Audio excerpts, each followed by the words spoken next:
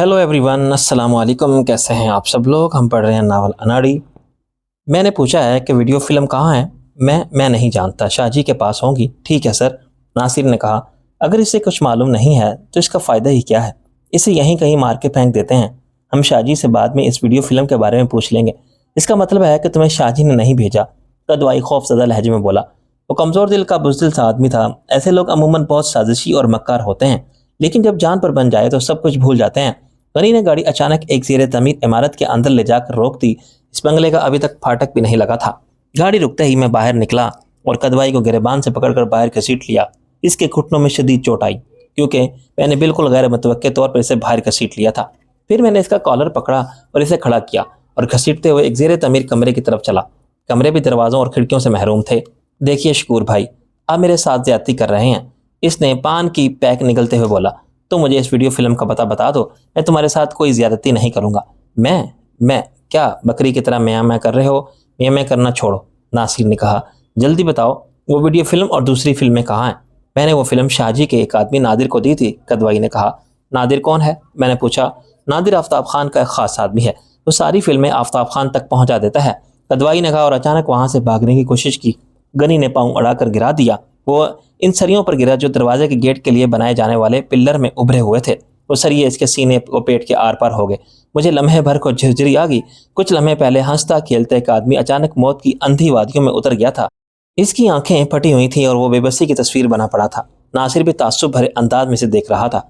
इसने झुककर इसकी नब्ज देखी, फिर नफी में सर हिला दिया। इन सरियों के आर पार होने के बाद कोई मुआवजा ही इससे बचा सकता था। इसकी जेबों की तलाशी लो और यहाँ से निकल चलो, मैंने गनी से कहा। गनी ने बहुत फुर्ती से इसकी जेबों की तलाशी ली। इसकी जेबों में कुछ विजिटिंग कार्ड्स, 4,500 रुपए के करेंसी नोट और एक सेलफोन था जो इस वक्त ऑफ था। मैंने वो चीज़ें गाड़ी के डैशबोर्ड पर रखी और गाड़ी में बैठ गया। दूसरे ही लम्हे हमारी गाड़ी वापसी का सफ़र तेज़ रफ्तारी से तय कर रही थी। अहमद शाह शाह की तरह हमारे पीछे लगा हुआ था, लेकिन इतनी महारत और एहतियात से मुझे खुद भी इस ताक़ुब का एहसास नहीं हो सका था। वाक़यात की तमाम कड़ियाँ घूम फिर कर आफ्ताब खान से जाम कर मिलती थीं। मैंने कहा, हमने इसे इतनी आसानी से छोड़कर अच्छा नहीं किया। इसकी बेटी हमारे कब्जे में है सर, गनी ने कहा। वो कब तक हमसे बचा रहेगा? हमें इस ऑपरेशन में मुश्किल से 40 मिनट लगे थे। मैंने घर पहुंचकर सबसे पहले इरम की खबर ली। वो निढाल सी बेड पर पड़ी हुई थी। मुझे देखकर उछल कर बेड पर बैठ गई। आप कौन हैं? इसने पूछा। मैंने हैरत से इसे देखा। फिर मुझे याद आ गया कि इरम बदले हुए हुलिये की वजह से मुझे पहचान नहीं सकी। कैसी हो इरम बेटी? मैंने बदली हुई आवाज़ में पूछा। वो अंकल कहाँ हैं जो मुझे यहाँ लाए थे? इसने पूछा। वो अंकल एक ज़रूरी काम से गए हैं बेटा, मैंने नरम लहजे में कहा। लेकिन तुम डरो मत, इन्होंने मुझसे कहा था कि इस बच्ची का खास ख्याल रखना है, मैंने बदले हुए लहजे में पूछा और आवाज़ में कहा। आप लोग आखिर मुझे घर क्यों नहीं पहुंचा देते? वो रोने लगी। पहुंचा देंगे बेटा, पहुंचा देंगे, मैंने कहा। बस 2 दिन की बात है। 2 दिन? इसने रोते हुए कहा। बेटा तुम्हें यहाँ कोई तकलीफ़ है? मैंने पूछा। मुझे सबसे बड़ी तकलीफ़ ये है कि मैं आपकी कैद में हूँ, इसने कहा। वो खासी ज़हीन और हाजिर जवाब लड़की थी। इसका जिम्मेदार तुम्हारा बाप है, मैंने सर्द लहजे में कहा। वो अगर आज नूर को वापस कर दे तो मैं आज ही तुम्हें घर छोड़ाऊंगा। मुश्किल तो यह है कि तुम्हारी माँ भी तुम्हारे बाप के साथ बराबर की शरीक है। हाँ मम्मा, बिजनेस पार्टनर है पापा की, इसने कहा। जानती हो तुम्हारे पापा क्या करते हैं? मैंने कहा। मैं जानती हूँ, इसने कहा। बस तुम इस तरह हमसे कोऑपरेट करती रहो, मैंने कहा। मैंने जानबूझकर ताउन का लफ्ज़ इस्तेमाल नहीं किया था, वरना वो फिर इसका मतलब पूछती। मैरम के कमरे से बाहर निकला तो नासिर ने कहा, सर मेरा ख्याल है कि आप यहाँ मज़ीद सिक्योरिटी का बंदोबस्त कर दें। मुमकिन है दिलावर को यहाँ का इल्म हो ही क्या हो। यहाँ जितने लोग हैं काफ़ी हैं नासिर, मैंने कहा। मैं अब मज़ीद किसी पर एतबार कर भी नहीं सकता। सदबदाई से लोगों को बुलाने में नुकसान है कि मुमकिन है कि इनके पीछे पीछे दिलावर या राना के आदमी यहाँ तक पहुँच जाए। फिर सदबदाई में काबिल एतमाद आदमियों की ज़रूरत है। हाँ सर, वो वकील सरवर ढिल्लों भी तो वापस आ गया है, क्या करना है उसका? नासिर ने कहा। इस वकील से बाद में निपटेंगे, पहले मैं आफ्ताब खान से निपट लूँ। सर ऐसा ना हो कि शाहजी आफ्ताब खान को कत्ल कर दे, नासिर ने कहा। इसने मीडिया के सामने शाहजी पर इंतहाई घटिया इल्ज़ामात लगाए हैं। शाहजी इतना अहमक नहीं है नासिर, मैंने कहा। अगर नासिर आफ्ताब खान फौरी तौर पर कत्ल हुआ तो शाहजी पर शुबा किया जाएगा। वो आफ्ताब खान को किसी और तरह खामोश करने की कोशिश करेगा। मुमकिन है इसके खिलाफ अदालत का रुख करे। ये भी मुमकिन है कि इन दोनों के दरमियान डील हो जाए और इनकी गलत फहमियाँ दूर हो जाएं। फिर वह हंसकर बोला, मैं खुद भी एक बार शाहजी से मिलना चाहता हूँ। मैं भी तो देखूँ कि वो किस किस्म का आदमी है। अगर मुझे पहचानता भी होगा तो इस होलिये में नहीं पहचानेगा। मैंने गनी और अहमद शाह को ताकीद की कि यहाँ से एक लम्हे को भी ना हटें और इस लड़की की पूरी हिफाजत करें। हम पूरी तरह से तैयार हैं सर, गनी ने कहा। अगर किसी ने हमारी इजाज़त के बगैर बंगले में घुसने की कोशिश की तो वह जिंदा वापस नहीं जाएगा और लड़की की तरफ से आप बेफिक्र रहें, अहमद शाह ने कहा। इस तक पहुंचने के लिए आने वालों को पहले हमारी लाशों पर से गुजरना पड़ेगा। फिल्मी डायलॉग बोलने से परहेज करो, मैंने कहा और गाड़ी की तरफ बढ़ गया। میں نے ناصر اور راجہ کو بھی گھر میں چھوڑ دیا تھا اور نیلم کو بھی خطرے سے آگاہ کر دیا تھا۔ مجھے حیرت اس بات پر ہوئی تھی کہ نیلم بھی مسلح رہتی تھی۔ اس نے خطرہ دیکھ کر اپنی پنڈلی سے بندھا ہوا ریوالور پلک جھپکتے میں نکال لیا تھا۔ میں نے اسے تاکید کر دی تھی کہ تم زیادہ سے زیادہ لڑکی کے کمرے میں رہنا۔ میں گاڑی لے کر باہر نکل آیا۔ فوری طور پر میں بے مقصد ہی گاڑی دوڑا رہا تھا۔ میں مسکین شاہ سے ملنا چاہتا تھا، لیکن اس سے مل کر حاصل کیا ہوتا؟ میں مال روڈ کی طرف مڑا تو ٹریفک جام تھا۔ گاڑیوں کی ایک لمبی قطار لگی ہوئی تھی۔ میں سمجھا کہ یا تو کسی سیاسی پارٹی نے کوئی ریلی نکالی ہے یا پھر لوگ کسی بات پر احتجاج کر رہے ہیں۔ میں نے اپنی گاڑی روکی اور صورتحال معلوم کرنے کے لیے گاڑی سے نیچے اتر گیا۔ میں نے ارد گرد کا جائزہ لیا تو معلوم ہوا کہ دو گاڑیاں آپس میں ٹکرا گئی ہیں اور ان کے مالکان آپس میں بحث و تکرار کر رہے ہیں۔ ایسے موقع پر ٹریفک پولیس ہمیشہ کی طرح غائب تھی۔ میں نے اکتائے ہوئے انداز میں ادھر ادھر دیکھا۔ واپسی کا راستہ بھی مسدود ہو چکا تھا۔ میری گاڑی کے پیچھے بھی بہت سی گاڑیاں کھڑی تھی اور ان کے ڈرائیور جاہلوں کی طرح ہارن بجا رہے تھے۔ انہیں کم سے کم یہ تو معلوم کرنا چاہیے تھا کہ ٹریفک کیوں رکا ہوا ہے۔ میں نے تو بہت سے جاہلوں کو ٹریفک سگنل پر بھی ہارن بجاتے دیکھا ہے۔ اچانک ایک شخص کو دیکھ کر میں بری طرح چونک اٹھا۔ میری آنکھوں میں خوشگوار حیرت تھی۔ وہ فٹ پاتھ پر لوگوں کی بھیڑ سے بچتا ہوا آگے کی طرف بڑھ رہا تھا۔ وہ شامی تھا، شامی بادشاہ۔ میں نے اسے آواز دی، شامی بادشاہ۔ اس نے چونک کر ارد گرد دیکھا، پھر محتاط انداز میں آگے بڑھنے لگا۔ میں نے دوبارہ اسے آواز دی، شامی۔ اس مرتبہ اس کی نظر مجھ پر پڑ گئی۔ اس نے حیرت سے مجھے دیکھا، پھر محتاط انداز میں آہستہ آہستہ میری طرف بڑھنے لگا۔ تم کہاں چلے گئے تھے یار؟ میں نے بےتابی سے پوچھا۔ آپ ہیں کون اور مجھے کیسے جانتے ہیں؟ شامی نے ناگواری سے کہا۔ مجھے فوراً خیال آیا کہ میں اس وقت بدلے ہوئے حلیے میں ہوں۔ شامی بیچارہ مجھے کیسے پہچان سکتا تھا؟ تم نے مجھے پہچانا نہیں شامی؟ میں نے ہنس کر کہا۔ شامی نے غور سے مجھے دیکھا، پھر والہانہ انداز میں مجھ سے بغل گر ہو گیا۔ نواب صاحب، میں آپ کو کیسے بھول سکتا ہوں؟ اس کی آنکھوں سے آنسو بہنے لگے۔ آپ کی آواز سن کر مجھے پہلے ہی شک ہوا تھا، لیکن جب دوبارہ آپ نے مجھے مخاطب کیا تو میں نے آپ کی آواز پہچان لی۔ اس نے آنسو پوچھتے ہوئے کہا، یہ آپ نے حلیہ کو بدل رکھا ہے اس وقت؟ لمبی کہانی ہے، میں نے ہنس کر کہا۔ آؤ گاڑی میں بیٹھ جاؤ۔ اس وقت تک دونوں گاڑی والوں کے درمیان تصفیہ ہو چکا تھا یا پولیس کی مداخلت سے ٹریفک بحال ہوا تھا، کیونکہ وہاں ٹریفک پولیس کا ایک وارڈن بھی نظر آ رہا تھا اور گاڑیاں آہستہ آہستہ رنگنے لگی تھیں۔ میں نے شامی کو گاڑی میں بٹھایا اور گاڑی سٹارٹ کر کے آگے بڑھا دی۔ تھوڑی دیر تک رنگنے کے بعد سڑک صاف ہو گئی اور گاڑی تیز رفتاری سے دوڑنے لگی۔ اب بتائیں نواب صاحب، شامی نے کہا، کیسے ہیں آپ اور حلیہ کیوں بدل رکھا ہے؟ میں تو اس وقت سے مصیبتوں میں گھرا ہوا ہوں شامی بادشاہ، جب تم سے آخری ملاقات ہوئی تھی۔ میں نے کہا اور مختصراً اسے ساری بات بتا دی۔ تو کیا رانا زہیب ابھی تک زندہ ہے؟ اس نے پوچھا۔ کیوں؟ تم نے کیسے حالت نظام میں چھوڑا تھا یا وہ مرنے کے قریب تھا جو تم اس انداز میں پوچھ رہے ہو؟ اس کی حرکتیں تو ایسی ہی تھی کہ اسے اب تک مر جانا چاہیے تھا۔ وہ اگر مرتا تو اس کی خبر نمایاں طور پر اخبارات میں شائع ہوتی۔ میں نے کہا، کیا تم اخبارات نہیں دیکھتے؟ میں پاکستان میں تھا ہی نہیں، شامی بادشاہ نے بتایا، پرسوں ہی واپس آیا ہوں۔ تم اچانک غائب کہاں ہو گئے تھے؟ میں نے پوچھا۔ اور کوئی گولی کیسی ہے؟ بس حالات ہی کچھ ایسے ہو گئے تھے، شامی نے کہا۔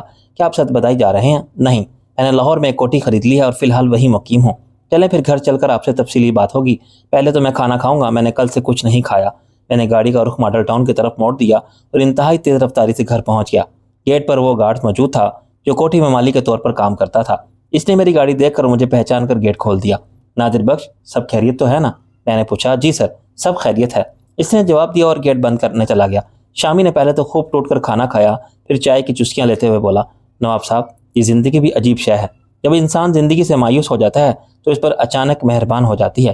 یہ تم نے آپ جناب کب سے شروع کر دی شامی؟ میں نے پوچھا۔ تم مجھ سے اس انداز میں بات تو نہیں کرتے تھے۔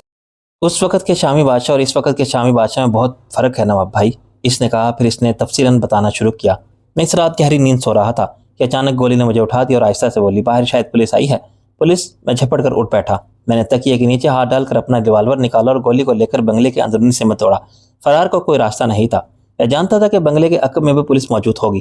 میں نے خود کو پولیس کے حوالے کر دینے کا فیصلہ کر لیا۔ گولی نے میرے اس فیصلے کی مخالفت کی۔ اس کا خیال تھا کہ مجھے اتنی آسانی سے خود کو پولیس کے حوالے نہیں کرنا چاہیے۔ بنگلے کے عقب میں پرانا سا برگد سا ایک درخت تھا۔ مجھے اور تو کچھ نہیں سوجا۔ میں پھرتی سے اس درخت پر چڑھ گیا اور خود کو پتوں کے درمیان چھپا لیا۔ گولی کو واپس میں نے بنگلے میں بھیج دیا۔ اس وقت کسی نے اطلاعی گھنٹی بجانے کے بجائے جاہلانہ انداز میں زور زور سے آہنی گیٹ پیٹنا شروع کر دیا۔ کون ہے؟ مجھے گولی کی آواز سنائی دی۔ دروازہ کھولو، باہر سے کوئی کرخت لہجے میں بولا۔ لیکن تم ہو کون؟ گولی نے بھی سخت لہجے میں کہا۔ پولیس۔ باہر سے پھر وہی کرخت آواز سنائی دی۔ گولی نے دروازہ کھول دیا۔ پولیس کے 4-5 کانسٹیبل اور ایک سب انسپکٹر دندناتے ہوئے اندر داخل ہو گئے۔ کیا چاہتے ہیں آپ لوگ؟ گولی نے پوچھا۔ یہ ڈاکٹر مہدی حسن کا بنگلہ ہے اور وہ ایسے آدمی نہیں ہیں کہ ان کے گھر میں پولیس اس انداز میں دھاوا بولے۔ ڈاکٹر صاحب موجود ہیں؟ سب انسپکٹر کا کرخت لہجہ کچھ نرم پڑ گیا۔ ڈاکٹر صاحب اپنی فیملی کے ساتھ آج کل باہر گئے ہوئے ہیں، میں ان کی ملازمہ ہوں۔ گولی نے بہت اعتماد سے جواب دیا۔ ہمیں اطلاع ملی ہے کہ یہاں بدنام ڈکیت شامی بادشاہ چھپا ہوا ہے۔ شامی بادشاہ؟ گولی نے حیرت کی اداکاری کی۔ یہ کون ہے؟ یہ بہت ہی خطرناک ڈکیت ہے بی بی، سب انسپکٹر نے کہا۔ میرے علاوہ یہاں صرف ایک بوڑھا چوکیدار ہے، وہ بھی آج چھٹی پر ہے۔ آپ چاہیں تو بنگلے کی تلاشی لے لیں۔ تم شامی بادشاہ کو نہیں جانتی؟ آپ ہی بتا رہے ہیں کہ وہ کوئی ڈکیت ہے۔ میرا یا ڈاکٹر صاحب کا بھلا اس سے کیا تعلق؟ لیکن ہمیں تو اطلاع ملی تھی کہ آپ محض اطلاعات پر شریف لوگوں کے گھروں پر دھاوا بول دیں گے۔ گولی نے ترخ لہجے میں کہا، ڈاکٹر مہدی حسن کوئی معمولی آدمی نہیں ہے، ان کی پہنچ بہت اوپر تک ہے۔ گولی کے لہجے میں بلا کا اعتماد تھا، جیسے آپ چاہیں تو اسی بنگلے کی تلاشی لے سکتے ہیں، بعد میں ڈاکٹر صاحب آپ سے خود ہی نمٹ لیں گے۔ انسپکٹر تذبذب سے گولی کو دیکھتا رہا۔ میں درخت پر بیٹھا ہوا سب کچھ دیکھ ہی رہا تھا اور سن بھی رہا تھا۔ گولی نے گیٹ پر لگے ہوئے دونوں لیمپ روشن کر دیے۔ انسپکٹر اچانک اپنے ایک سپاہی کی طرف گھوما۔ اوئے، تو کہہ رہا تھا کہ شامی بادشاہ یہاں چھپا ہوا ہے؟ وہ درست لہجے میں بولا۔ اس کے ساتھی کریموں نے اطلاع دی تھی سر، سپاہی نے کہا۔ اس نے بہت وثوق سے کہا تھا کہ شامی بادشاہ اس بنگلے میں چھپا ہوا ہے، وہ خود بھی اس سے ملاقات کر کے گیا تھا۔ اسی بنگلے میں؟ سب انسپکٹر نے پوچھا۔ ہاں، وہ یہی بتا رہا تھا۔ اب وہ آئے تو اسے حوالات میں بند کر دینا، پھر میں خود اس سے پوچھوں گا کہ غلط مخبری کرنے کا کیا انجام ہوتا ہے۔ سب انسپکٹر گولی کی طرف گھوما۔ مجھے اس بنگلے کی تلاشی بھی لینا ہوگی۔ میں تو ملازمہ ہوں جناب، گولی نے کہا۔ اس سے کیا فرق پڑے گا، آپ شوق سے تلاشی لیں، ڈاکٹر صاحب برا مانیں گے تو وہ خود ہی نمٹ لیں گے۔ سب انسپکٹر بہت کایا تھا، وہ گولی کے پر اعتماد لہجے اور اس کی باتوں سے مرعوب تو ہو گیا تھا، لیکن اس نے پوری طرح گولی پر اعتبار نہیں کیا تھا۔ گولی نے اس وقت ایک عجیب حرکت کی۔ اس نے کہا، انسپکٹر صاحب، آپ کے پاس اگر سگریٹ ہو تو مجھے ایک سگریٹ دے دیں، مجھے سگریٹ کی شدید طلب محسوس ہو رہی ہے۔ میرے سگریٹ کمرے میں ہے۔ سب انسپکٹر نے اپنی جیب سے سگریٹ کا پیکٹ نکالا اور ایک سگریٹ گولی کی طرف بڑھا کر دوسری خود بھی سلگا لی۔ میں گولی کی ذہانت پر حیرت زدہ رہ گیا۔ اسے اندازہ تھا کہ پولیس والے ابھی بیڈ روم کی تلاشی لیں گے۔ میرا سامان تو سرونٹ کوارٹر میں تھا، لیکن میں رات میں ڈاکٹر صاحب کے بیڈ روم میں ایئر کنڈیشن چلا کر سوتا تھا۔ بیڈ روم میں ڈاکٹر صاحب کے سامان کے علاوہ صرف ایک سگریٹ کا پیکٹ ہی تھا جو میرا تھا۔ میری چپل بھی کمرے میں رہ گئی تھی، لیکن گولی اس کے بارے میں بھی کوئی بہانہ بنا سکتی تھی۔ پولیس والے تھوڑی دیر بعد مایوسی سے باہر نکل آئے۔ صاحب جی، آپ کہیں تو میں سرونٹ کوارٹر بھی کھول دوں، گولی نے کہا۔ آپ وہاں کی بھی تلاشی لے لیں۔ سرونٹ کوارٹر میں کون رہتا ہے؟ انسپکٹر نے پوچھا۔ میں نے آپ کو بتایا تو ہے کہ وہاں ڈاکٹر صاحب کا بوڑھا چوکیدار رہتا ہے، اکثر گاؤں سے اس کا ایک بھتیجا بھی آ جاتا ہے، لیکن اس وقت ان دونوں میں سے کوئی بھی موجود نہیں ہے۔ رب نواز، سب انسپکٹر نے کہا، تم سرونٹ کوارٹر کی تلاشی بھی لے ہی لو تاکہ میں اس کریموں کی اچھی طرح خبر لے سکوں۔ میں اس کے ساتھ وہ سلوک کروں گا کہ آئندہ وہ غلط مخبری کرنا بھول جائے گا۔ تھوڑی دیر بعد رب نواز نے آ کر بتایا کہ سرونٹ کوارٹر تو بالکل خالی ہے، ہاں ایک کمرے میں چوکیدار اور اس کے بھتیجے کا سامان ہے۔ اصل میں وہاں کوئی چوکیدار نہیں تھا، میں ایک ہی کمرے میں رہتا تھا، وہاں تمام سامان میرا ہی تھا۔ اس کے بھتیجے کا حلیہ بتاؤ، سب انسپکٹر نے گولی سے پوچھا۔ وہ 25-30 سال کا آدمی ہے، لیکن دیکھنے میں 50 سال کا لگتا ہے۔ وہ شاید چرچ یا ہیروئن کا عادی ہے، کیونکہ وہ جب بھی آتا ہے سارا وقت چوکیدار کے کمرے میں پڑا رہتا ہے۔ دبلا پتلا اور چھوٹے قد کا وہ آدمی مجھے تو ایک آنکھ نہیں بھاتا۔ حلیہ سن کر تو سب انسپکٹر بالکل ہی مایوس ہو گیا۔ میرا حلیہ اس حلیہ سے بالکل مختلف تھا جو گولی نے انسپکٹر کو بتایا تھا۔ پولیس والے مایوس ہو کر چلے گئے۔ گولی تھوڑی دیر تک انتظار کرتی رہی، پھر وہ اس درخت کی طرف آئی تو میں بھی آہستگی سے نیچے آ گیا اور اسے بتایا کہ پولیس کا کوئی آدمی یہاں چھپا ہوا ہے۔ میں نے جاتے وقت اس کی گنتی کی تھی، ان میں سے ایک آدمی کم تھا۔ مجھ پر لاکھوں روپے کا انعام ہے، پولیس یوں آسانی سے میرا پیچھا نہیں چھوڑ سکتی۔ تم واپس جاؤ، میں رات اس درخت پر ہی گزاروں گا۔ گولی کی سمجھ میں میری بات آ گئی اور وہ جس طرح دبے پاؤں آئی تھی اسی طرح دبے پاؤں لوٹ گئی۔ وہ پوری رات میں نے نیند سے لڑتے لڑتے گزاری اور صبح گولی باہر لان میں نکلی تو میرا شبہ درست ثابت ہوا۔ سرونٹ کوارٹر سے پولیس کا ایک سپاہی بھی باہر نکلا اور بولا، معاف کرنا بی بی، ہم نے تم پر شبہ کیا۔ ایسا ہی صاحب نے تو فضول میں میری ساری رات کالی کر دی۔ میں یہاں بیٹھا ہوا ڈیوٹی دیتا رہا کہ اگر شامی بادشاہ کسی کونے خدرے میں چھپا ہوگا تو میدان صاف ہونے کے بعد ضرور باہر نکلے گا۔ میں نے کئی دفعہ جا کر اندر کے کمروں کا جائزہ بھی لیا، لیکن یہاں تو واقعی کوئی نہیں ہے۔ کیا نام ہے تمہارے سب انسپکٹر کا؟ گولی نے پوچھا۔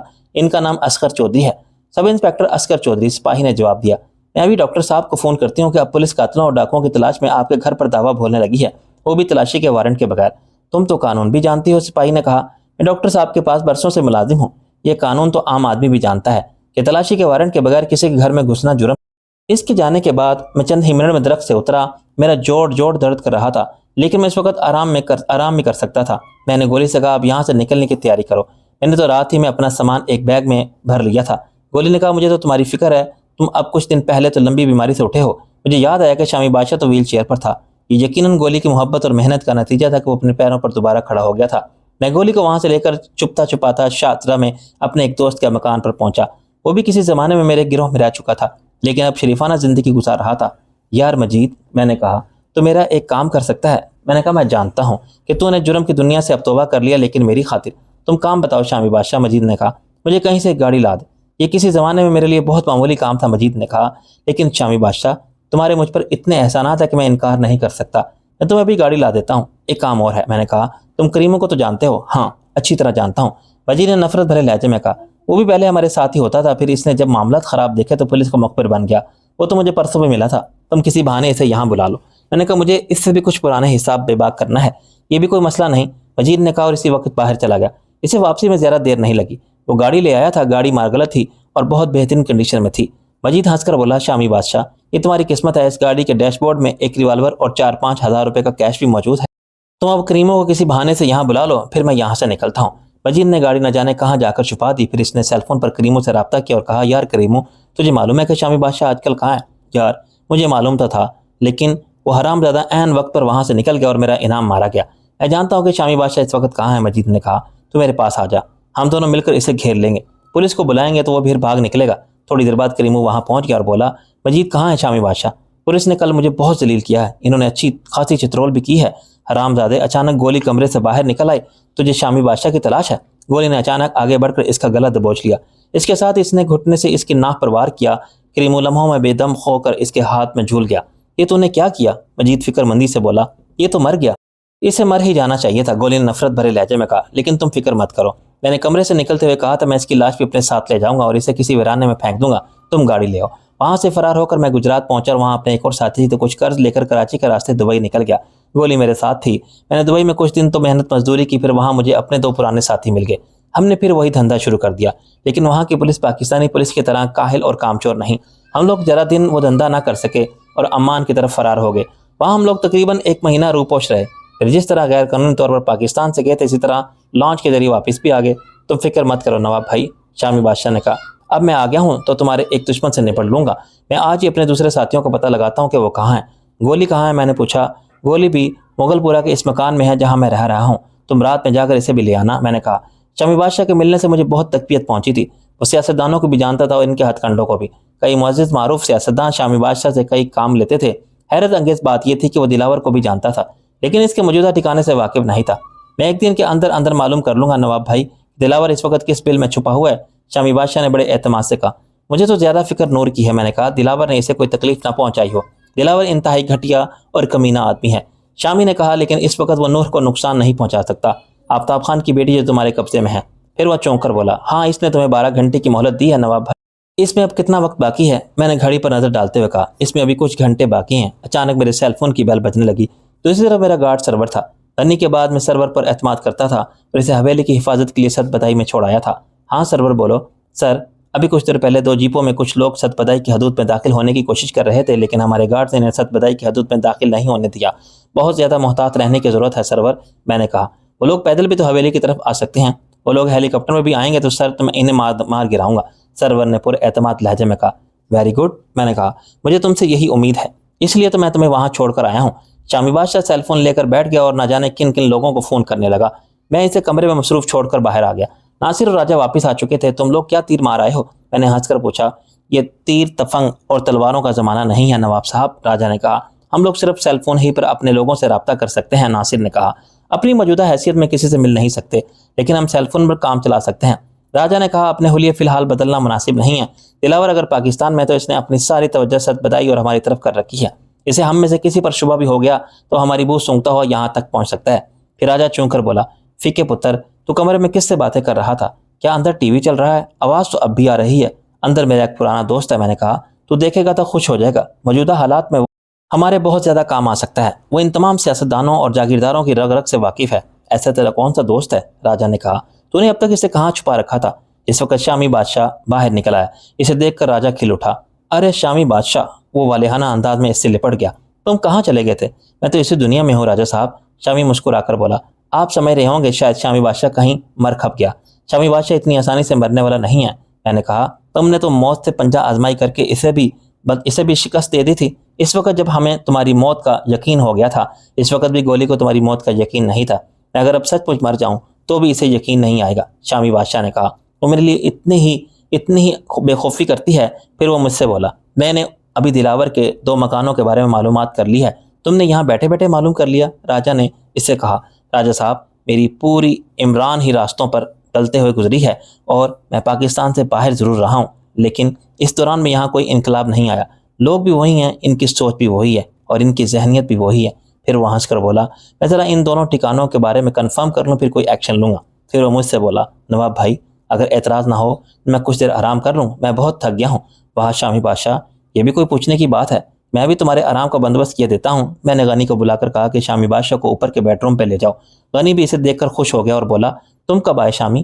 وہ اس سے بغل گیر ہوتے ہوئے بولا میں آج ہی آیا ہوں، شامی نے کہا اور غنی کے ساتھ بالائی منزل پر چلا گیا۔ آپ شامی بادشاہ کو کیسے جانتے ہیں؟ ناصر نے پوچھا۔ یہ ایک لمبی کہانی ہے ناصر، میں نے کہا، کبھی فرصت میں سناؤں گا۔ سر یہ نہایت خطرناک آدمی ہے، پولیس کے بڑے بڑے افسران اور اعلیٰ بیوروکریٹس اس کے نام سے آج بھی دہشت زدہ ہو جاتے ہیں۔ آخری بار پولیس نے اس کی تلاش میں چھاپا مارا تھا تو یہ وہاں موجود نہیں تھا۔ پولیس کا خیال ہے کہ شامی مر چکا ہے اور اس کا گروہ منتشر ہو گیا ہے۔ تم اس کے بارے میں اتنی معلومات کیسے رکھتے ہو ناصر؟ سر آپ بھول جاتے ہیں کہ میں نے اب تک صرف اور صرف کرائم رپورٹنگ کی ہے، اس نے ہنس کر کہا۔ ایک زمانے میں شامی بادشاہ پورے پنجاب، خاص طور پر مرکزی پنجاب میں دہشت کی علامت تھا۔ اس کی پشت پر 2-3 صوبائی وزیر تھے۔ شامی کے تعلقات اس زمانے میں رانا سے بھی تھے۔ ہاں، شامی ہی نے ایک موقع پر میری اور رانا کی ملاقات کرانے کا بندوبست کیا تھا۔ وہ تو عین وقت پر رانا نہیں پہنچا، ورنہ آج حالات یہ نہ ہوتے۔ میں نے کہا۔ میرا جملہ ادھورا رہ گیا کہ میرے سیل فون کی گھنٹی بجنے لگی۔ اسکرین پر سرور کا نام تھا۔ میں نے فوراً کال ریسیو کر لی۔ ہاں سرور، سر ابھی کچھ نامعلوم آدمیوں نے حویلی میں داخلے کی کوشش کی تھی۔ انہوں نے داخلے کے لیے حویلی کا عقبی حصہ استعمال کیا تھا، لیکن ہمارے گارڈ نے انہیں بھون کر رکھ دیا۔ ان کی لاشیں حویلی کے اندر اور باہر پڑی ہیں۔ یہ کتنی دیر پہلے کی بات ہے؟ میں نے پوچھا۔ ابھی 5 منٹ پہلے ہی سب کچھ ہوا ہے، سرور نے بتایا۔ تم فکر مت کرو، صوبیدار میجر صاحب سے کہو کہ وہ مجھ سے بات کریں، وہ خود ہی پولیس میں رپورٹ بھی درج کرا دیں گے۔ اوکے سر، سرور نے کہا۔ اوکے، میں نے جواب میں کہا اور رابطہ منقطع کر دیا۔ رابطہ منقطع کرتے ہی سیل فون کی گھنٹی پھر بجی۔ اس مرتبہ اسکرین پر صوبیدار میجر صاحب کا نام تھا۔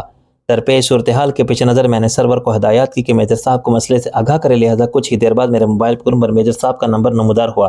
بیل بجتے میں نے کال ریسیو کی۔ السلام علیکم۔ وعلیکم السلام، انہوں نے جواب دیا۔ رفیق میاں، یہاں اچھی خاصی گڑبڑ ہو گئی ہے، لیکن تم پریشان مت ہونا، میں نے پولیس کو فون کر دیا ہے، وہ لوگ پہنچ رہے ہوں گے۔ پولیس اگر کوئی گڑبڑ کرے تو آپ فوراً مجھے فون کیجیے گا، تم فکر مت کرو، انہوں نے کہا۔ کسی گڑبڑ کا کیا سوال؟ مرنے والے کسی مذموم ارادے سے حویلی میں داخل ہونے کی کوشش کر رہے تھے۔ وہ 5 آدمی تھے اور 5 مسلح تھے۔ میں رات 10 بجے کے بعد حویلی کی 4 دیواری میں لگی ہوئی خاردار باڑ میں کرنٹ بھی چھوڑ دیتا ہوں۔ اس وقت اگر دیوار میں کرنٹ ہوتا تو ان کی لاشیں کوئلہ ہو گئی ہوتی۔ تم فکر مت کرو، میں پولیس سے نمٹتا جانتا ہوں۔ پھر وہ کچھ سوچ کر بولے، وہاں کی کیا صورتحال ہے؟ یہاں صورتحال میں کوئی تبدیلی نہیں آئی، لیکن بہت جلد بہتری کی امید ہے۔ مجھے امید ہے کہ میں 2-3 دن میں نور کو بازیاب کرا لوں گا انشاءاللہ۔ صوبیدار میجر صاحب نے کہا، اپنا خیال رکھنا، آپ بھی حویلی کی سیکیورٹی کا اور اپنا خیال رکھیے گا۔ کسی بھی الجھن کے سلسلے میں مجھ سے فوراً رابطہ کیجیے گا۔ حویلی کی طرف سے تم بالکل بے فکر ہو جاؤ۔ سرور بہت ہی محنت اور جاں فشانی سے اپنی ڈیوٹی انجام دے رہا ہے، اس کی وجہ سے مجھے غنی کی کمی محسوس نہیں ہو رہی۔ پھر رسمی جملوں کی ادائیگی کے بعد انہوں نے رابطہ منقطع کر دیا۔ حویلی میں کچھ نامعلوم افراد نے داخل ہونے کی کوشش کی ہے۔ میں نے راجہ اور ناصر کو مطلع کیا۔ سرور اور اس کے گارڈز نے ان 5 کو اندر آنے سے پہلے ہی مار گرایا۔ کیا میں سچ بتائی جاؤں؟ راجہ نے فکر مندی سے کہا۔ فکر اور پریشانی کی کوئی بات نہیں، میں نے کہا۔ صوبیدار میجر صاحب اس صورتحال سے نمٹ لیں گے، وہ بہت تجربہ کار افسر ہیں اور پولیس سے نمٹنا بھی اچھی طرح جانتے ہیں۔ اچانک کال بیل کی آواز نے ہم لوگوں کو چونکا دیا۔ قادر بخش نے آ کر بتایا کہ سامنے والے بنگلے کی ملازمہ تھی، وہ بیگم صاحبہ کے بارے میں پوچھ رہی تھی۔ کیوں؟ راجہ چونک کر بولا، کون بیگم صاحبہ؟ کیا وہ انہیں جانتی ہیں؟ میں نے اسے یہی پوچھا تھا، کہنے لگی کہ ہمارے بنگلے میں قرآن خوانی ہو رہی ہے، ہماری بیگم صاحبہ نے اس بنگلے کی بیگم صاحبہ کو بلایا ہے۔ پھر تم نے کیا جواب دیا؟ میں نے پوچھا۔ میں اس سے پہلے کہہ چکا تھا کہ بیگم صاحبہ اس وقت سو رہی ہیں۔ اس نے کہا کہ جب وہ اٹھیں تو انہیں ہماری بیگم صاحبہ کا پیغام دے دیجیے گا۔ ٹھیک ہے، تم جاؤ، میں نے کہا۔ راجہ فکر مندی سے بولا، فیکے پتر، یہ کوئی نیا چکر شروع ہو گیا ہے، یہاں سبھی برگر ٹائپ لوگ رہتے ہیں، قرآن خوانی کا ان لوگوں کو کہاں خیال؟ کیوں ان بڑے بنگلوں میں مسلمان نہیں رہتے؟ میں نے پوچھا۔ ممکن ہے واقعی اس بنگلے میں قرآن خوانی ہی ہو رہی ہو، یہ بھی ممکن ہے کوئی سازش ہو، دونوں امکانات 50-50 ہیں۔ اب بیگم صاحبہ کہاں سے پیدا کی جائے؟ راجہ نے ہنس کر کہا، بیگم صاحبہ تو نہ صرف پیدا ہو چکی ہیں بلکہ یار کیا ضروری ہے کہ اس بنگلے میں جایا ہی جائے؟ میں نے جھنجھلا کر کہا، ان لوگوں نے گن پوائنٹ پر تو دعوت دی نہیں، مجھے صرف اس بات پر حیرت ہو رہی ہے کہ اس قسم کی پوش آبادیوں میں لوگ گھر گھر جا کر تو قرآن خوانی کی دعوت نہیں دیتے۔ راجہ نے کہا، اور اگر قرآن خوانی کرتے بھی ہیں تو کسی مدرسے کے طالب علموں کو بلا کر اپنے بزرگوں کی ارواح کو ثواب پہنچا دیتے ہیں اور مدرسے کے بچوں اور مولوی صاحب کو نذرانے کے طور پر کچھ دے دیتے ہیں۔ بقیہ سما پارٹی کا ہوتا ہے، جو مرنے والے کے لیے مغفرت کی دعا تو معمولی بات ہے، اس کا ذکر تک نہیں کرتے اور خوش گپیوں میں مصروف رہتے ہیں۔ یہ تو خیر مہاراجہ آپ بجا فرما رہے ہیں، لوگ تو تدفین کے موقع پر بھی الگ الگ ٹکڑیوں میں بٹ کر کاروباری معاملات، سیاست اور شوبز پر ڈسکس کرتے ہیں، پھر مولوی کے ساتھ ساتھ دعا کے لیے ہاتھ اٹھا کر واپس آ جاتے ہیں۔ یار مسئلہ تھا سامنے والے بنگلے میں قرآن خوانی کا۔ ناصر نے کہا، یہ ہم کس معاشرتی بحث میں الجھ گئے؟ یار یہ کوئی مسئلہ نہیں ہے، میں نے کہا۔ اب بیگم صاحبہ نہیں ہے تو فوری طور پر تو ان کا بندوبست ہو نہیں سکتا۔ ہاں بس یہ تجسس ضرور ہے کہ سامنے والوں کی ملازمہ خاص طور پر ہمیں دعوت دینے کیوں آئی، شام تک دیکھ لیتے ہیں، راجہ نے کہا۔ اگر واقعی وہاں قرآن خوانی ہوگی تو شام کو گاڑیوں کی ایک لمبی قطار اس بنگلے کے سامنے ہوگی، اگر قرآن خوانی نہ ہوئی تو پھر کچھ اور سوچیں گے، میں نے کہا۔ یار فیکے پتر، راجہ نے چڑھ کر کہا، ایک تو مسائل خود ہی تیرا پیچھا نہیں چھوڑتے ہیں، اور اگر کوئی مسئلہ نہ بھی ہو تو خود اسے پیدا کر لیتا ہے۔ بھاڑ میں جائے سامنے والا بنگلہ اور بھاڑ میں جائے ان کی ملازمہ۔ مجھے اس کے جھنجھلانے پر ہنسی آ گئی۔ میں نے کہا یار اتنا مشتعل کیوں ہو رہا ہے؟ بندے کو تجسس تو ہوتا ہی ہے نا، تو تجسس کر اپنی ہونے والی بیگم کے لیے۔ راجا نے جل کر کہا فضول کے مسائل پیدا مت کر۔ ہم لوگ شام کی چائے پی رہے تھے کہ شامی اوپر سے نیچے آتا دکھائی دیا۔ کیا بات ہے شامی بادشاہ؟ راجا نے کہا بہت جوش میں نظر آ رہے ہو یار۔ میں نے آفتاب کے وہ ناصر کی طرف دیکھ کر کچھ کہتے ہوئے روک گیا۔ پھر وہ مجھ سے بولا انصاف سے تعارف نہیں کرایا آپ نے، یہ بھی ہمارے دوست ہیں۔ میں نے کہا راجا کی طرح یہ بھی بہت بڑے صحافی ہیں۔ شامی تمہیں اڈیالہ جیل یاد ہے؟ ناصر نے کہا اڈیالہ جیل کو میں کیسے بھول سکتا ہوں، وہاں۔ وہ کہتے کہتے رک گیا، پھر ناصر کو غور سے دیکھتے ہوئے بولا مجھے یاد آ گیا، آپ کا نام؟ ہاں آپ کا نام ہے شاید عامر ہے۔ میرا نام؟ ایک منٹ، شامی نے اس کی بات کاٹ دی۔ آپ کا نام ناصر ہے؟ ہاں، وہ جیل سپرنٹینڈنٹ بار بار آپ کو اسی نام سے پکار رہا تھا، تم نے ٹھیک پہچانا۔ ناصر نے کہا میرا نام ناصر ہے۔ کیا تم بھی شامی بادشاہ کے ساتھ اڈیالہ جیل میں رہ چکے ہو؟ راجا نے کہا ویسے تمہاری حرکتیں تو اسی قسم کی ہیں۔ مجھے حیرت اس بات پر تھی کہ اب تک تمہاری سرگرمیاں پولیس سے چھپی کیسے رہیں۔ اگر تم بکواس کر چکے ہو تو میں کچھ کہوں؟ ناصر نے کہا اب تمہارے پاس کہنے کو رہ ہی کیا گیا تھا؟ راجا نے کہا ہاں شامی، تم کچھ بتا رہے تھے۔ راجا کے ساتھ رہ کے تو ناصر بھی اسی کے رنگ میں رنگتا جا رہا ہے۔ میں نے آفتاب کے ایک دوست دستے راست کے بارے میں معلوم کر لیا ہے، شامی نے کہا۔ اس کا نام ارشد ہے، وہ آفتاب کی ٹرانسپورٹ کمپنی کا مینیجر ہے۔ آفتاب خان کی طرح وہ بھی پہلے ٹرک ڈرائیور تھا، پھر آفتاب خان نے کچھ ہیرا پھیری کر کے ایک بس خرید لی۔ ارشد خان اس کے ساتھ بس میں کنڈکٹر تھا اور آفتاب خان اپنی بس کا ڈرائیور بھی خود ہی تھا۔ مجھے آفتاب خان کے بارے میں ناصر اور راجا پہلے ہی بتا چکے تھے۔ میں نے شامی سے پوچھا ارشد کے بارے میں اور کیا معلوم ہوا؟ وہ آفتاب خان کے کالے دھندوں میں برابر کا شریک ہے۔ آفتاب خان کی بسوں اور ٹرک میں اب بھی منشیات بہت بڑے پیمانے پر اسمگل ہوتی ہیں۔ ارشد کو آفتاب خان کے ہر کالے دھندے کا علم ہے، وہ نور کے بارے میں بھی جانتا ہوگا، اور اس بریف کیس کے بارے میں بھی جو آفتاب خان نے وکیل سرور ڈھلوں کے پاس رکھوایا تھا۔ اور یہ ارشد ہوتا کہاں ہے؟ بادامی باغ کے علاقے میں آفتاب خان نے اچھی خاصی زمین گھیر رکھی ہے، وہاں اس کی بسیں اور ٹرک کھڑے رہتے ہیں، وہیں اس کی ورکشاپ بھی ہے، اور اسی جگہ آفتاب خان نے ایک دفتر بھی بنا رکھا ہے۔ ارشد اسی دفتر میں بیٹھتا ہے۔ شامی نے تفصیل سے ارشد کے بارے میں بتایا۔ آفتاب خان کا سب سے محفوظ ٹھکانہ ہے، ناصر نے کہا۔ ممکن ہے اس نے نور کو بھی وہیں کہیں رکھا ہو، پھر آج ہی ارشد پر ہاتھ ڈال دیتے ہیں۔ راجا نے کہا اتنی جلدی مت کریں راجا صاحب۔ شامی نے کہا آفتاب کی طرح ارشد بھی لومڑی کی طرح چالاک ہے، اگر وہ جلد بازی میں ہمارے ہاتھ سے نکل گیا تو پھر اسے پکڑنا بہت مشکل ہوگا۔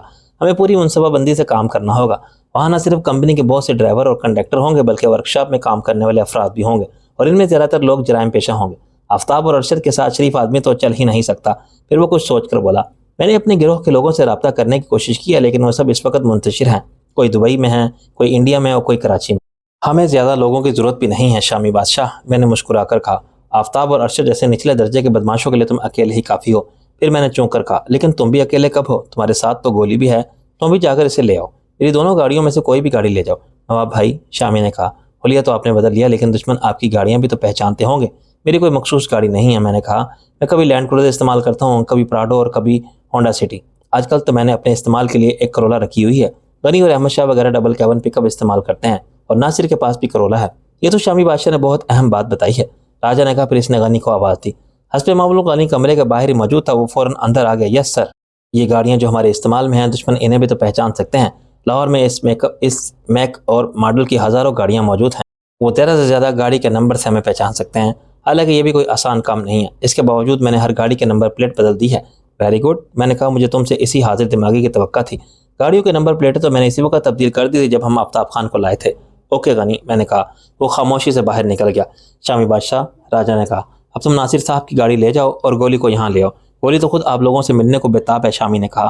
میں نے فون پر اسے بتا دیا ہے کہ آج آپ سے میری ملاقات ہو گئی ہے۔ وہ گاڑی کی چابی لے کر چلا گیا۔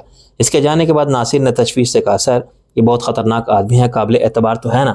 ہاں ناصر، میں نے مسکرا کر کہا۔ شامی میرے لیے اتنا ہی قابل اعتبار ہے جتنا راجا ہے اور تم ہو۔ سر، مجھے حیرت ہے کہ اس سے آپ کی دوستی کیسے ہوگی؟ یہ تو وہ شخص ہے جو پیسے کے لیے کچھ بھی کر سکتا ہے۔ اس کے تعلقات بہت بڑے بڑے لوگوں سے تھے، لیکن یہ دوست کسی کا نہیں تھا۔ یہ ایک طویل کہانی ہے ناصر، راجا نے کہا۔ میں کبھی فرصت میں سناؤں گا۔ یہ شامی فقہ کا دوست بلکہ مرید کیسے بنا؟ ناصر، شامی تو میرے سیل فون کی گھنٹی بجی تو میری بات ادھوری رہ گئی۔ میں نے سیل فون کی اسکرین پر نظر ڈالی جس پر مجھے جمال خان شیروانی کا نام دیکھ کر حیرت ہوئی۔ میں نے فوراً ہی کال ریسیو کر لی۔ السلام علیکم سر، کیسے ہیں آپ؟ نواب صاحب، انہوں نے سرد لہجے میں کہا۔ مجھے اطلاع ملی کہ معروف ٹرانسپورٹر آفتاب خان کی بیٹی آپ کے قبضے میں ہے۔ ان کا سرد لہجہ سن کر میں چونک اٹھا۔ مجھے ان کے لہجے سے لگ رہا تھا کہ یہ ڈپٹی سیکرٹری کا لہجہ ہے، کسی دوست کا لہجہ نہیں ہے۔ میں نے بھی کسی قدر سرد لہجے میں کہا آپ بھی سنی سنائی باتوں پر یقین کر لیتے ہیں۔ آفتاب خان کی بیٹی بھلا میرے قبضے میں کیوں ہوگی؟ میں جانتا ہوں رفیق صاحب کہ ارم آپ ہی کے پاس ہے۔ ابھی تھوڑی دیر پہلے آفتاب خان کا فون آیا تھا، انہوں نے مجھے بتایا کہ ان کی بیٹی ارم کو آپ نے اغوا کر لیا ہے۔ آپ اسے فوراً اس کے گھر پہنچا دیں ورنہ میں قانونی کارروائی پر مجبور ہو جاؤں گا۔ اگر آپ سنی سنائی باتوں پر یقین رکھتے ہیں تو ضرور قانونی کارروائی کریں۔ میں بھی سنجیدہ ہو گیا اور میرے لہجے میں تلخی آ گئی۔ آپ بہت اعلیٰ افسر ہیں، بہت بااختیار ہیں، آپ سد بجائی کا سرچ وارنٹ حاصل کریں اور شوق سے میرے خلاف قانونی کارروائی کریں، لیکن میں بھی کوئی گیا گزرا نہیں اور اپنی قانونی حق محفوظ رکھتا ہوں۔ آپ اس وقت ہے کہاں؟ جمال خان نے پوچھا۔ میں کہیں بھی ہوں، اس سے کیا فرق پڑتا ہے؟ آپ ارم کو برآمد کریں اور مجھے ہتھکڑیاں پہنا دیں۔ دیکھیے نواب صاحب، میں ابھی تو آپ سے درخواست کر رہا ہوں کیونکہ آپ ایک باعزت آدمی ہیں، ورنہ میں کسی مجرم سے اس لہجے میں بات نہیں کرتا۔ آپ نے میرے مجرم ہونے کا فیصلہ بھی کر لیا، میں نے تلخ لہجے میں کہا۔ آپ بااختیار آدمی ہیں، کچھ بھی کر سکتے ہیں، لیکن اتنا تو سوچیں کہ میں آفتاب خان کی بیٹی کو اغوا کیوں کروں گا؟ کیا تاوان کے لیے یا پھر؟ آفتاب خان نے بتایا ہے کہ آپ نے کسی غلط فہمی کی بنا پر ان کی بیٹی کو اغوا کیا ہے۔ آپ شوق سے اپنا فرض پورا کریں، میں نے تلخ لہجے میں کہا اور سلسلہ منقطع کر دیا۔ کون تھا؟ ناصر پوچھا۔ میرا اندازہ ہے کہ دوسری طرف جمال خان شیروانی تھا۔ وہ کیا کہہ رہا تھا فیکے پتر؟ راجہ نے کہا۔ اور تم اتنے غصے میں کیوں ہے؟ کہہ رہا تھا کہ آفتاب خان کی بیٹی کو گھر چھوڑائیں ورنہ میں قانونی کارروائی کروں گا۔ جمال خان کو کس نے بتایا کہ ارم ہمارے قبضے میں ہے؟ اچانک میرے سیل فون کی گھنٹی پھر بجنے لگی۔ اس مرتبہ اسکرین پر کوئی اجنبی نمبر تھا۔ ہیلو، میں نے سیل فون کان سے لگاتے ہوئے کہا۔ نواب رفیق، تم نے اگر 2 گھنٹے کے اندر ارم کو واپس نہ بھیجا تو تمہاری اور ڈپٹی سیکرٹری کی بیٹی کی وہ ویڈیو فلم مارکیٹ میں پہنچ جائے گی۔ دوسری طرف سے دلاور کی آواز سنائی تھی۔ اچھا، ابھی 2 گھنٹے باقی ہیں، میں نے تلخ لہجے میں کہا۔ تمہاری دی ہوئی مہلت کے 10 گھنٹے تو پورے ہو چکے ہیں، باتیں مت بناؤ رفیق، دلاور نے درست لہجے میں کہا۔ تمہارے پاس صرف 2 گھنٹے ہیں، صرف 2 گھنٹے۔ یہ کون جانتا ہے دلاور کہ کس کے پاس کتنا وقت ہے، میں نے تلخ لہجے میں کہا۔ تو مجھے دھمکیاں مت دو اور جو کچھ کرنا چاہتے ہو کر گزرو، لیکن تمہارے پاس ابھی 1 دن باقی ہے۔ میں تمہیں دھمکیاں نہیں دوں گا، بلکہ ارم کی لاش تمہارے حوالے کر دوں گا۔ تمہیں اندازہ نہیں ہے رفیق کہ تم کتنی بڑی مصیبت میں پڑنے والے ہو۔ مجھے ہر قسم کی مصیبت کا اندازہ ہے، میں نے درست لہجے میں کہا۔ اور تم اتنے ہی جیدار ہو تو یہ چوروں کی طرح نمبر بدل بدل کر فون کیوں کرتے ہو؟ پر یہ میرا نمبر ہے، دلاور نے کہا، اور میں ہمیشہ تمہیں اسی نمبر پر ملوں گا۔ ہمیشہ سے تمہاری کیا مراد ہے؟ 2 گھنٹے بعد یا 1 دن بعد، میں نے کہا۔ اگر تم نے اپنی بدنامی کے خوف سے خودکشی نہ کر لی تو ہمیشہ، دلاور نے کہا اور فون کا سلسلہ منقطع کر دیا۔ راجہ اور ناشر تشویش سے مجھے دیکھ رہے تھے۔ میں نے انہیں بتایا کہ دلاور کیا کہہ رہا تھا۔ حیرت تو مجھے شیروانی صاحب پر ہے۔ راجہ نے کہا، یار اس میں حیرت کی کیا بات ہے؟ ناصر نے کہا، شیروانی ایسا ہی بااصول اور سخت گیر افسر ہے۔ آفتاب خان نے تیرے ظلم کا نقشہ کچھ اس انداز میں کھینچا ہوگا کہ وہ طیش میں آ گیا۔ فیکے پتر، راجہ نے کچھ سوچ کر کہا، تو ایک دفعہ شیروانی صاحب کو فون تو کر۔ وہ بھی تو۔ ٹیلی فون کی گھنٹی میں اس کا جملہ ادھورا رہ گیا۔ اس مرتبہ پھر شیروانی مجھے کال کر رہا تھا۔ میں نے سوچا کہ اس کی کال منقطع کر دوں، لیکن پھر میں نے اس سے بات کرنے کا فیصلہ کر لیا۔ اب کیا پرابلم ہے؟ میں نے تلخ لہجے میں کہا۔ نواب صاحب، میں بہت مصیبت میں ہوں۔ شیروانی کا لہجہ اس دفعہ بالکل بدلا ہوا تھا۔ آفتاب خان کے کچھ آدمی اچانک میرے گھر میں گھس آئے ہیں اور انہوں نے وہ کال گن پوائنٹ پر مجھ سے کرائی تھی۔ ان لوگوں میں سے ایک آدمی بہت درست لہجے میں بات کر رہا تھا، اپنے ساتھیوں کو بھی بات بات پر جھڑک رہا تھا۔ اس نے میری بیٹی کن پٹی پر گن رکھ کر مجھے مجبور کیا کہ میں آپ سے وہ باتیں کروں۔ آپ اس وقت لاہور میں ہیں؟ یا میں آج کل لاہور میں ہی ہوں، شیروانی نے کہا۔ اگر آپ کے پاس اس کی بیٹی ہے تو واپس کر دیں۔ اس نے مجھے دھمکی دی ہے کہ اگر 2 گھنٹے کے اندر آفتاب خان کی بیٹی گھر نہ پہنچی تو تمہاری بیٹی کی ویڈیو فلم مارکیٹ میں پہنچ جائے گی۔ آپ بالکل پریشان نہ ہوں، میں آپ کی عزت پر آنچ نہیں آنے دوں گا۔ تو پھر آفتاب خان کی بیٹی کو اس کے گھر پہنچا دیں۔ شیروانی نے خوشامد بھرے لہجے میں کہا، آپ ان سے یہ کہیں کہ تم مجھے اس کا ویڈیو ماسٹر پرنٹ دے دو، میں رفیق سے تمہاری بیٹی کو رہا کرا دوں گا۔ اگر انہوں نے ماسٹر پرنٹ دے دیا تو آپ اس کی بیٹی کو واپس بھیج دیں گے؟ شیروانی نے بچوں کی طرح کہا۔ مجھے اس وقت اندازہ ہوا کہ ایک باپ کتنا مجبور ہوتا ہے۔ جی ہاں، میں نے کہا، اگر انہوں نے وہ فلم واپس کر دی تو ارم گھر پہنچ جائے گی، یہ میرا آپ سے وعدہ ہے۔ اس کا مطلب یہ ہے کہ ارم واقعی تمہارے قبضے میں ہے؟ جمال شیروانی نے کہا۔ جی ہاں، ان لوگوں نے میری منگیتر کو اغوا کیا ہے، میں نے جوابی طور پر آفتاب خان کی بیٹی کو یرغمال بنا لیا ہے۔ اس کا مطلب ہے کہ آپ اقرار کرتے ہیں کہ ارم آپ کے قبضے میں ہے؟ شیروانی کا لہجہ اچانک بدل گیا۔ یہ میں نے کب کہا کہ ارم میرے قبضے میں ہے؟ میں نے بھی کلا بازی کھائی؟ میں نے صرف یہ کہہ رہا ہوں کہ اگر یہ لوگ میری اور سمرا کی اس شرمناک ویڈیو فلم کو واپس کر دیں جو انہوں نے دھوکے سے بنائی ہے اور نور کو میرے حوالے کر دیں گے تو میں بھی کوشش کروں گا کہ ارم کو ان کے حوالے کر دیا جائے۔ آپ کے پاس صرف 2 گھنٹے ہیں مسٹر رفیق، شیروانی نے کہا۔ 2 گھنٹے کہاں، اب تو 1 گھنٹہ 40 منٹ ہی رہ گئے ہیں۔ میں نے کہا، پرابلم ان لوگوں کا ہے، اتنی جلدی وہ ویڈیو فلم کیسے واپس کریں گے؟ نور کو مجھ تک کیسے پہنچائیں گے؟ 2 گھنٹے تو سد بدائی پہنچنے میں لگ جائیں گے۔ آپ کو شاید علم نہیں کہ آپ کی تمام گفتگو ریکارڈ ہو چکی ہے، شیروانی نے سرد لہجے میں کہا۔ چلیے اچھا ہے، میں نے کہا، تو پھر آپ مجھے پھانسی پر چڑھوا دیں۔ یہ کہہ کر میں نے فون کا سلسلہ منقطع کر دیا۔ جمال خان شیروانی کے ساتھ کوئی نہ کوئی پرابلم ضرور تھا۔ مجھے تو لگ رہا تھا کہ وہ اس وقت بھی گن پوائنٹ پر بول رہا تھا۔ جمال خان شیروانی کو کیا ہوا؟ میری پوری بات سن کر ناصر نے کہا۔ وہ پہلے بھی گن پوائنٹ پر گفتگو کر رہا تھا اور اب بھی۔ میں نے کہا، میں اس وقت کھٹکا تھا جب اس نے بدلے ہوئے لہجے میں مجھ سے پوچھا تھا کہ آپ اعتراف کرتے ہیں کہ ارم آپ کے قبضے میں ہے، لہذا میں بھی جوابی طور پر گول مول بات کروں۔ مجھے بھی شبہ ہو گیا تھا کہ میری گفتگو ریکارڈ ہو رہی ہے۔ اگر واقعی اس نے یہ باتیں ریکارڈ کی ہیں تو اب دلاور یا آفتاب خان اس سے کوئی فائدہ نہیں اٹھا سکتے۔ میں نے جان بوجھ کر نور کے اغوا اور سمرا کی شرمناک ویڈیو کا تذکرہ کیا ہے بس اچانک مجھے خیال آ گیا کہ شیروانی اس مرتبہ بھی کسی اور کی زبان بول رہا ہے۔ گیٹ کھلا اور پورچ میں ناصر کی گاڑی داخل ہوئی جسے شامی ڈرائیو کر رہا تھا۔ اس کے ساتھ پیسنجر سیٹ پر کوئی خاتون تھی۔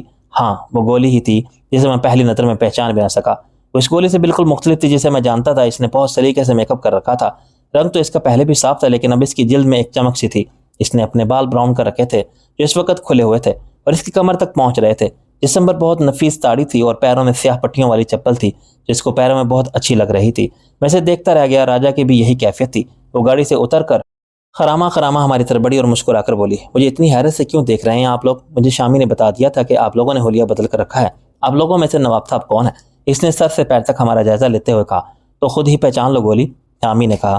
تو بہت ذہین بنتی ہے نا، یہ بات ہے تو بھی پہچان لیتی ہوں، گولی نے کہا۔ پھر بہت غور سے ہمارا جائزہ لیا اور اچانک مجھ سے بولی، السلام علیکم نواب صاحب۔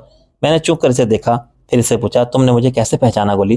نواب صاحب، آپ کے قد اور جسم سے آپ کا قد ان سب لوگوں سے لمبا ہے، پھر آپ کی انگلی میں ہیرے کی جو انگوٹھی ہے، میں اسے کیسے بھول سکتی ہوں؟ تم نے تو کمال کر دیا گولی، راجا نے کہا۔ تمہیں تو کسی سراغ رساں ایجنسی میں ہونا چاہیے تھا۔ اب ایسی بات بھی نہیں ہے راجا صاحب، گولی نے راجا کو اس کی آواز سے پہچانا۔ اگر نواب صاحب آپ لوگوں کے ساتھ نہ ہوتے تو شاید میں کبھی انہیں نہ پہچان پاتی۔ اچھا اندر تو چلو، میں نے کہا۔ تم کیسی ہو گولی؟ میں تو جیسی بھی ہوں آپ کے سامنے ہوں، گولی نے ہنس کر کہا۔ اب مجھے کچھ کمزور اور پریشان نظر آ رہے ہیں۔ ہم لوگ لاؤنج میں جا بیٹھے۔ میں نے غنی سے کہا کہ نیلم سے کافی بنواؤ۔